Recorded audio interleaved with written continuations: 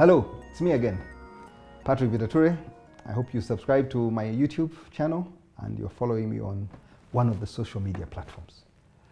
Today I'm going to talk a bit about adversity.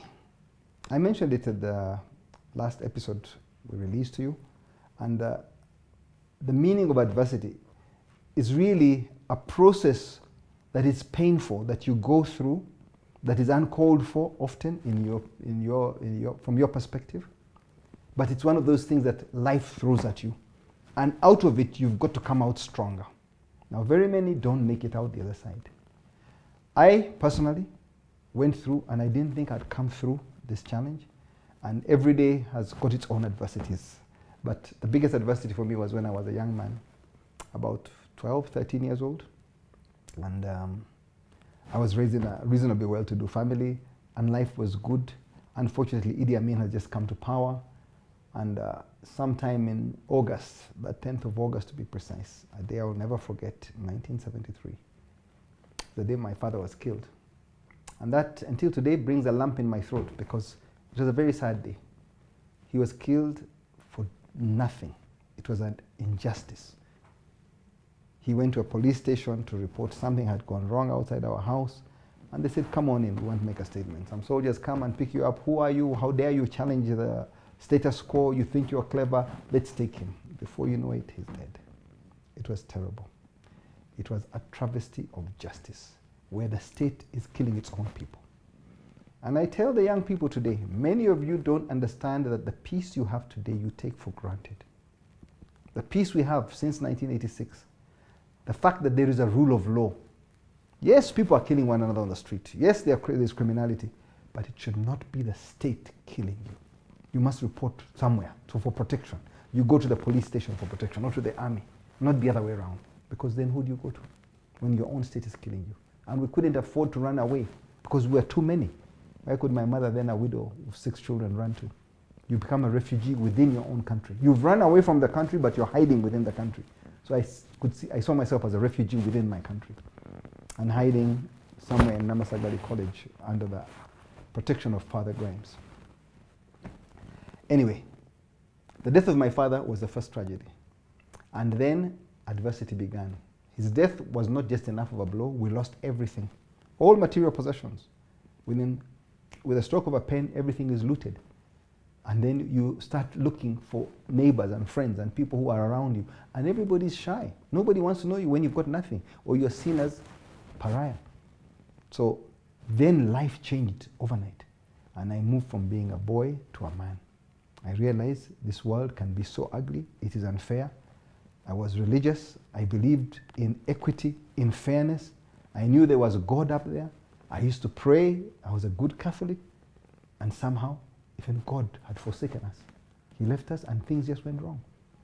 And whether you had food or not, nobody really cared. I realized we were on our own.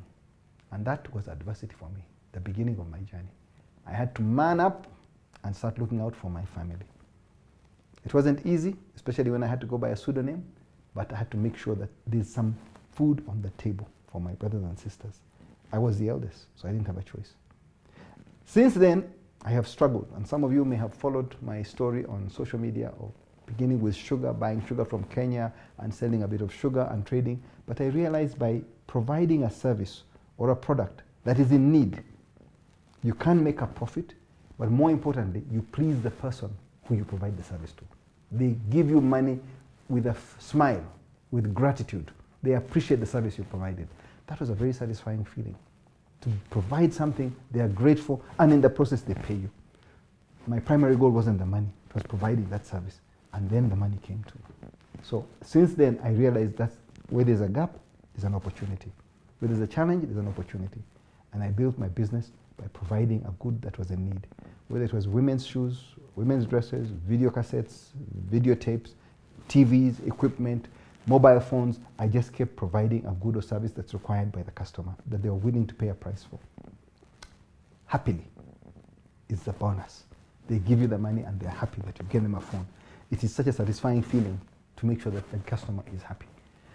Other people are providing maybe the same service, but can you do it better? Can you provide a better price? Can you provide a better commodity or better product or better service? Whether it's a hotel room, whatever you're doing, try and do it better. And that's how I began my journey, out of adversity. Now, many of us have to go through something that will slap you to wake you up. Most of us go through that pain and out of hardship and come out with that strength to persevere. But you don't have to. I'm just hoping some people don't have to go through that pain to get to the other side. When I say this, I mean, look at children from the Western world. They are raised in a world of affluence. They also feel that they have to go through adversity, but somehow they know what they've got to do. They work. They compete with you academically, they finish at 18, they get a job, they start working, regardless of their stable background.